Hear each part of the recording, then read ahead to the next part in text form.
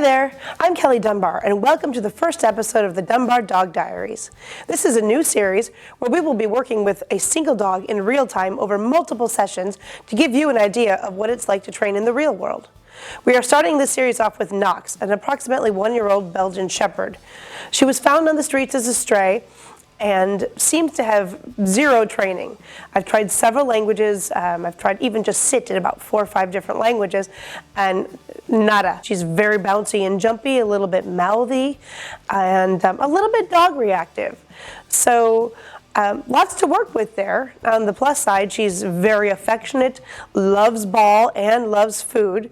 So I do think that we have a lot that we can do with her. So let's get started and see what happens. I think I have to start with just getting her attention reliably before I add her name. I can wait for that and then present the ball and or attention, the two things she likes. Hi, yes. Get it. Good girl. Get it. Good. Not good at ball targeting yet. Good girl. All right, there we go. And now I've got her attention. For sure. So that was a one trial thing. Calm attention, yes. Get it. Good girl.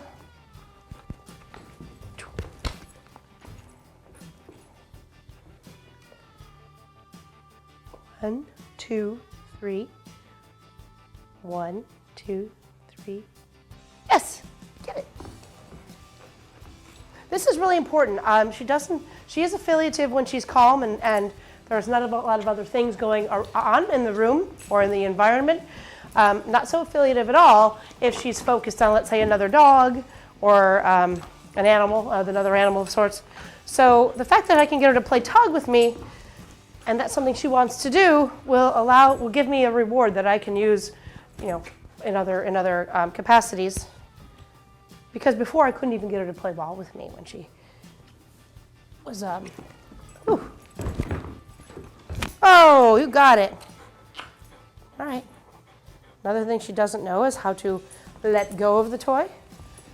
And try that one, although I only have one hand here, really. Ready? Thank you. That's right. She's a little possessive. And clearly we can see here, prefers the toy to the food in this case. So no letting go of the toy for the food. All good stuff to learn. This is what you have to do when you start off.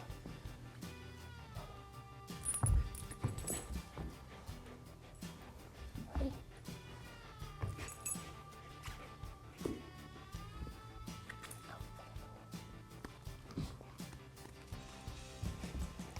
So this is something else we have to work on, getting her to let things go.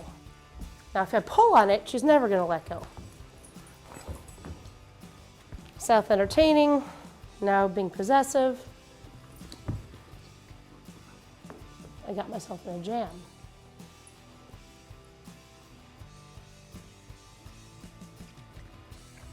Got it.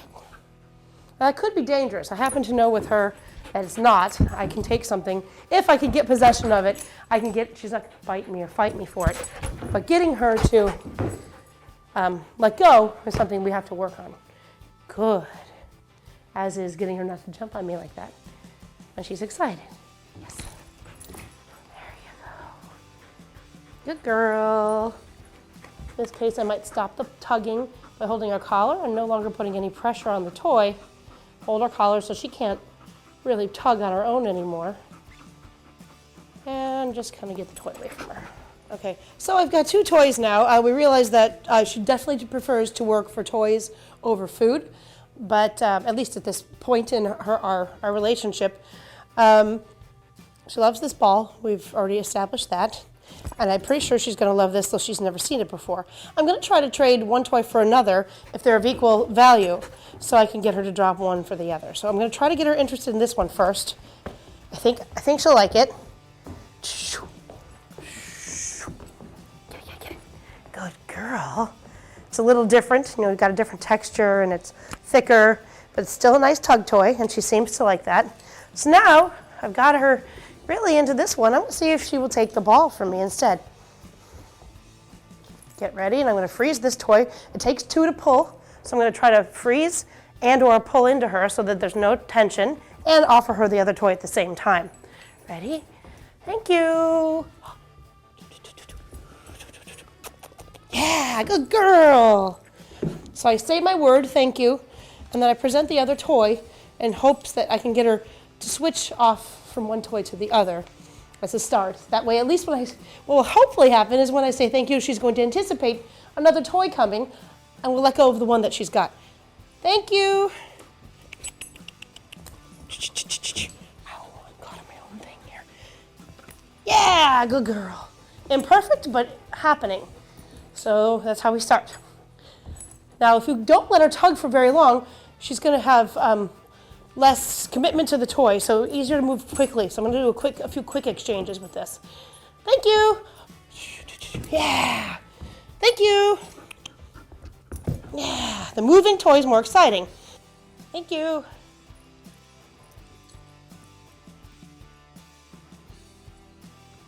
Thank you. Come on. Yeah, good girl. Good girl. Thank you. It's a start. All right, now, thank you.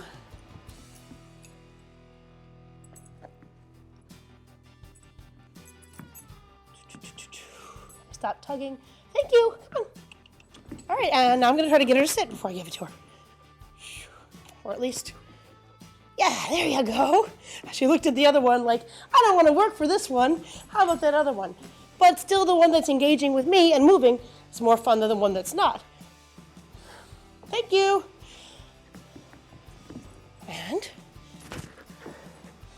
yeah, get it. Oh, thank you. Yes. See how this is working? Thank you. Nice. Oh, didn't get my sit that time. Wasn't fast enough. But she dropped pretty quickly and got the trade and understood that part. Thank you. Oh, same thing, not fast enough, but we'll get it. Oh. Come on. Yes, I'm going to take that because if she was calm and had 4 on the floor. I haven't formally asked her to sit. She doesn't know that yet. I'm just trying to get calm, attentive behaviors and a little pause in between. Whoa. Now I've got both of them. This is a workout, by the way, for me. Nope. Yeah, good girl. Good girl. She's getting tired too. Thank you. Come on.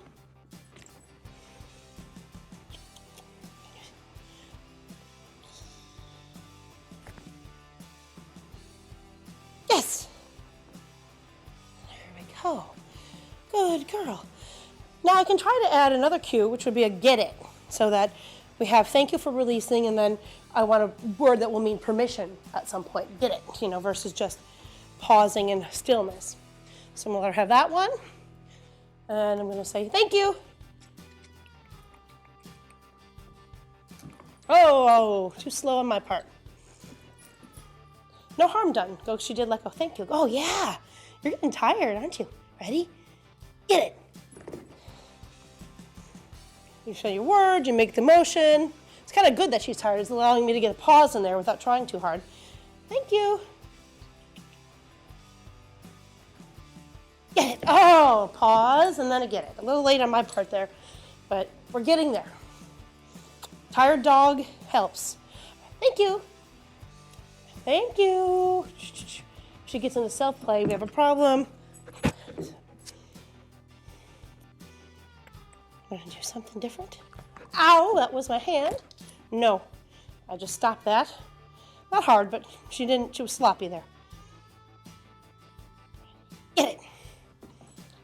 Wanted to wait for permission and not just rudely grab. So it's another lesson. Okay, and then I'm gonna let her win for a minute. Take the other toy away. I'm gonna end with, see if I can't get her to voluntarily just bring it to me or come over to me. Leave it. What do you think? At this point, she's very worn out. I could probably just take it from her with no problem because she's panting. She'll try to kind of guard it, but she'll probably let me have it. Nope, we're not going to play. You want to bring it to me? You want to have it on your own? Something good to notice here. Some dogs want to tug so badly, they'll bring the toy back to you no matter what. Other dogs would rather be over on the other side of the rug, just holding the toy, holding their prize after a game. She's the latter, not the former. What are you doing? Do you want to come by me? Come here, are you so tired? Well, we've successfully worn her out for the first time in a week, so that's good. Okay, so she didn't want to bring it to me. If I get it, it's going to re-engage her probably, but I can probably pet her. Hi. And she's more relaxed than she was about this part of the game. If I wanted, I could hold her back, or I can just slowly take it. Nope. That's it. We're all done. We're all done. Good. You want to say hi to me now? Yeah. Girl. Okay. Done. All done. Good job, lady. You're smart. Oh, there we go. And we're done. Both completely spent, but a good lesson, I think. And a workout. Wow, that was exhausting. She sure is high energy, my goodness. Well, okay, today we had to start with just simply getting Knox's attention. That was our number one goal. Could I get her to attend to me in a new environment? And the answer was initially no. Next, I had to identify her high-value reward. She was very clearly telling me that she liked a ball that was off camera over the food that I had intended to use for her. So we go with the ball. I do recommend, number 3, before you start your training session, to do a preference test, find out what your dog values most as a reward. Pick 2 or 3 things and ask your dog, which of these 2 or 3 things do you prefer? They will tell you, and you might be surprised by their answer. Number 4, we then had to troubleshoot the use of the toy. Great, she loved the toy, but I couldn't get it away from her, which means I couldn't really use it as a reward that I'm controlling, to get her good behavior. So that became the focus of the session for the day, just simple object exchanges and having a release word. For toy release, number 5, make sure that this is safe. If you are going to do an object exchange or teach a release word, you've got to be sure that your dog is comfortable with you taking things away from them and handling things while they've got something that's high value in their mouth. If you feel that your dog is aggressive or has some kind of resource guarding issues, that is a separate issue which should be identified first and separately. With Knox, after living with her for almost a week now, I was pretty confident that I could take things away from her. I've been actually doing it all week, like it or not. And I know that as much as she loves toys, she's not going to bite me or be aggressive with me for taking them. So I was comfortable with that. That said, number 6, she had to learn how to release a toy and do a proper object exchange. So that's what we focused on. Basically, you need 2 toys of equal value, equal high value. In her case, they didn't have to be the same thing. She would play with the ball and a tug because the tugging and the biting were the things that she loved. It wasn't like we were playing fetch versus tug. So what I did was make one toy go live and become the chasey, fun, tuggy toy, and the other toy would go dead. And prior to making the toy that I had in my possession go live, I would use what I wanted to become her release word, thank you, as a predictor of the new chase game coming. So it would go tug, tug, tug. I would drop the toy, my end of the toy that we were tugging with, so it would go dead and say, thank you, while I then made another toy go active. And she learned very quickly to predict that when I said, thank you, a new game was afoot and that the toy that she had was boring, and she started to anticipate and pop open her mouth and grab the new toy right after I said thank you, which will now become her release word. And we'll see that in later on in subsequent follow-up sessions. So I feel pretty good about what we did today, and I want to thank you for joining me this week. I hope to see you again on the Dunbar Dog Diaries.